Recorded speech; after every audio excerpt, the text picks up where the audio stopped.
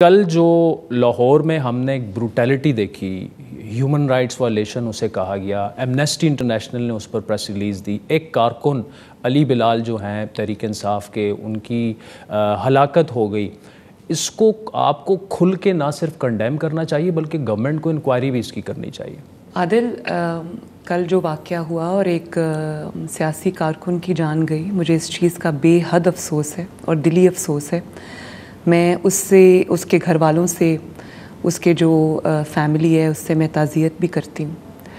लेकिन इस बारे में जो बातें हो रही हैं, मैंने कल एक वीडियो भी देखी जब वो हॉस्पिटल में थे, तो कहा जा रहा था कि उनकी एक रोड एक्सीडेंट में या किसी एक्सीडेंट में उनकी मौत हुई है।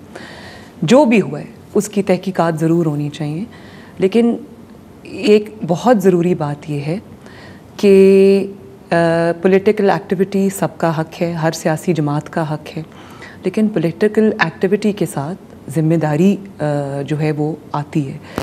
आपने जिस तरह कल पूरा दिन स्क्रीन्स पे देखा और उसके बाद आपने तस्वीर भी देखी होंगी, मैंने सोशल मीडिया पे भी तस्वीर देखी, दर्जनों पुलिस वाले जो है वो ज़ख्मी हुए, उनकी गाड़ियाँ तोड़ी गईं, उनके सर फाड़े गए।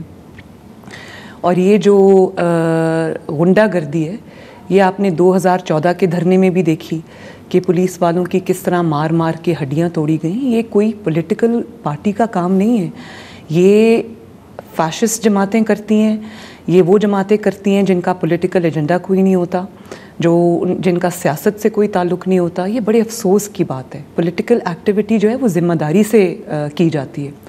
और फिर जिस बात का मुझे अफसोस है और जिस बात पे मुझे शर्मिंदगी है वो ये है कि हमेशा से दुनिया की सियासी तारीख़ आप उठा के देख लें, हमेशा से जो तहरीकें होती हैं, जो पब्लिक मोबिलाइजेशन कैंपेन्स होती हैं, उनको लीडर्स लीड करते हैं। उनमें आप अगर अपने कारकुनों को कॉल देते हैं, अपने वोटर्स को, सपोर्टर्स को कॉल देते हैं, तो सबसे आगे उसमें जमात का सरबराह होता है या आपका लीडर होता है।